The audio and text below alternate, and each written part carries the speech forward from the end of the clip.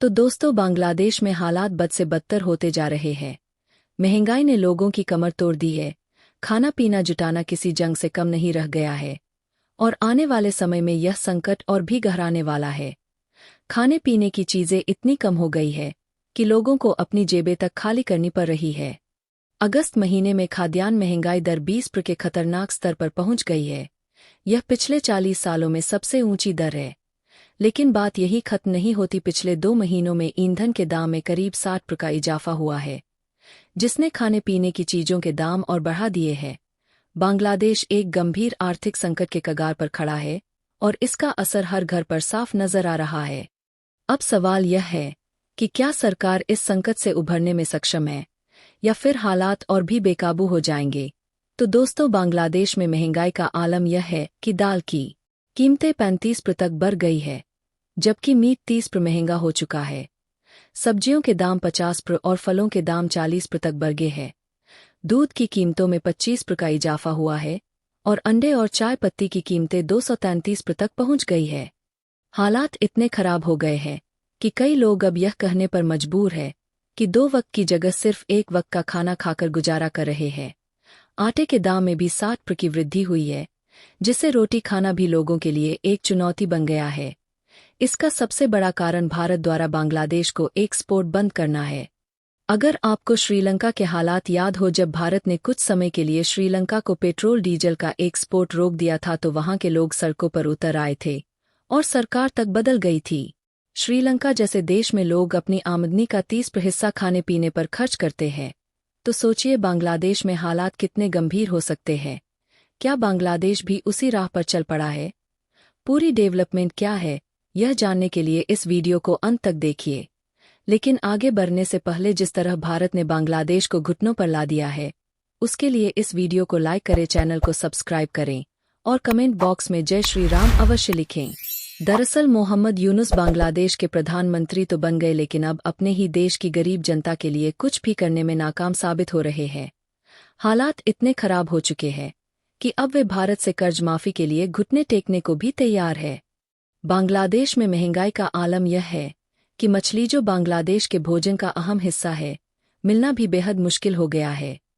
Diesel के आसमान छूते दामों ने मछुआरों के लिए समंदर में नाव लेकर जाना और मछली पकड़ना मुश्किल कर दिया है। इस स्थिति ने बांग्लादेश की जनता को खाने पीने में कटौती करने पर मजबूर कर दिया है। प्रोटीन की कमी के चलते बच्चों के विकास पर बुरा असर पड़ रहा है, जो देश के भविष्य के लिए एक गंभीर संकट का संकेत है। यह किसी से छुपा नहीं है कि बांग्लादेश का भोजन भारतीय फूड पर काफी हद तक निर्भर है, खासकर सी फूड पर। लेकिन सी फूड का उत्पादन अब धीमा पड़ गया है, क्योंकि पेट्रोल और डीजल से चलने वाले जहाजों का संचालन महंगा हो गया है। बांग्लादेश पेट्रोलियम पदार्थ भारत से ही आयात करता है और किसी अन्य देश से सस्ती कीमत पर यह आयात करना संभव नहीं है। इस संकट ने बांग्लादेश को आर्थिक रूप से भारत के और करीब ला दिया है, क्योंकि भारत से पेट्रोलियम पदार्थों का आयात बंद होने का मतलब है कि देश का सी फूड बाजार पूरी तरह से ठप हो जाएगा। बांग्लादेश की सरकार की इस स्थिति पर काबू पाने की कोशिशें नाकाम साबित हो रही है और देश की जनता इसके लिए भारी कीमत चुका रही है। पूरी दुनिया में भारत की तेल रिफाइनरी की क्षमता का चौथे नंबर पर आना यह दर्शाता है कि हम ऊर्जा उत्पादन में कितने आगे हैं।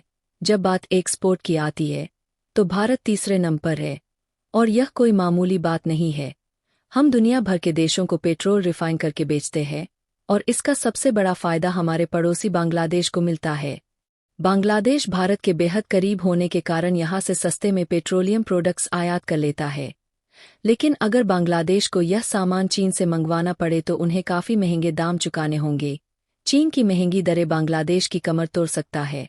यही कारण है कि अगर भारत चाहे तो वह इस रिफाइंड पेट्रोलियम के एक्सपोर्ट को बंद कर सकता है, जिससे बांग्लादेश की पूरी अर्थव्यवस्था ठप पड़ सकती है। दरअसल भारत और बांग्लादेश के बीच जो मुख्य एक्सपोर्ट का प्रोडक्ट है, वह रिफाइंड पेट्रोलियम ही है, जिसका मूल्य $1 मिलियन तक है। अगर भारत ने इस रिफाइंड पेट्रोलियम को बांग्लादेश के लिए बंद कर दिया तो वहां भारी महंगाई देखने को मिल सकती है, जिससे उनकी पूरी अर्थव्यवस्था हिल जाएगी। यकीन मानिए दोस्तों, बांग्लादेश भारत पर इतना ज्यादा निर्भर है कि पिछले 26 सालों से लगातार यह भारत से रिफाइंड पेट्रोलियम का आयात बढ़ा रहा है। हर साल इसमें 10% की ग्रोथ देखी जा रही है। लेकिन अब से बांग्लादेश में तख्ता पलट हुआ है।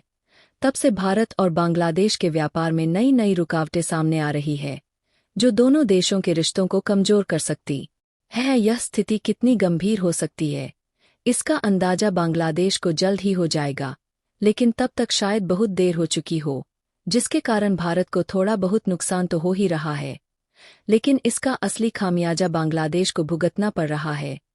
बांग्लादेश की नई सरकार ऐसे कदम उठा रही है जो उनके देश के लिए दिन प्रतिदिन नई मुसीबतें खड़ी कर रहे हैं। बांग्लादेश का अधिकांश कारोबार ठप हो चुका है, और जो कुछ भी कमाई हो रही थी वह ज्यादातर टेक्सटाइल एक्सपोर्ट से हो रही थी। लेकिन अब कर्फ्यू और विरोध प्रदर्शनों के कारण लगभग सभी फैक्ट्रियां और कारखाने बंद पड़े हैं।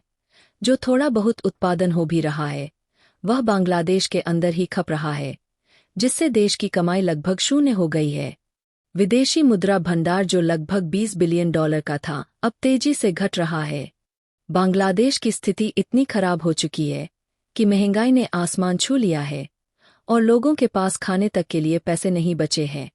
इतना ही नहीं, इस समय बांग्लादेश पर लगभग $2 अरब का बकाया हो चुका है, जिसमें भारत की कई कंपनियां भी शामिल हैं। बांग्लादेश ने पिछले कुछ महीनों से भारत के कई एयरपोर्ट और पावर जनरेशन प्लांट्स को पेमेंट नहीं किया है, जबकि इनसे मिलने वाली सुविधाएं बांग्लादेश के लिए बेहद जरूरी है। आज बांग्लादेश की हालत पाकिस्तान से भी बदतर होती जा रही है। लेकिन अफसोस की बात यह है कि बांग्लादेश की नई सरकार भारत के विरोध में इतनी ज्यादा उलझ गई है कि उन्हें अपने देश के हित भी नजर नहीं आ रहे। मीडिया रिपोर्ट्स के मुताबिक बांग्लादेश की आर्थिक स्थिति बद से बदतर होती जा रही है। अगर पाकिस्तान जैसा देश भारत के एक्सपोर्ट के बिना सर्वाइव नहीं कर सकता तो बांग्लादेश की स्थिति क्या होगी, इसका अंदाजा लगाना मुश्किल नहीं है।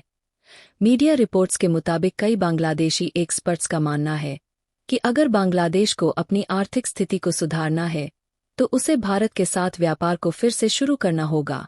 भारत से सामान को सस्ती दरों पर खरीदा जा सकता है, जिससे देश की अर्थव्यवस्था को दोबारा पटरी पर लाया जा सकता है। लेकिन सवाल यह है कि क्या बांग्लादेश की सरकार अपने अहंकार को छोड़कर सही कदम उठाएगी या फिर देश को और भी गहरे संकट में धकेल देगी। भारत जो एक बड़ी मार्केट है, बांग्लादेश की नज़दीकी होने के बावजूद उन्हें इसका पूरा लाभ नहीं मिल पा रहा है।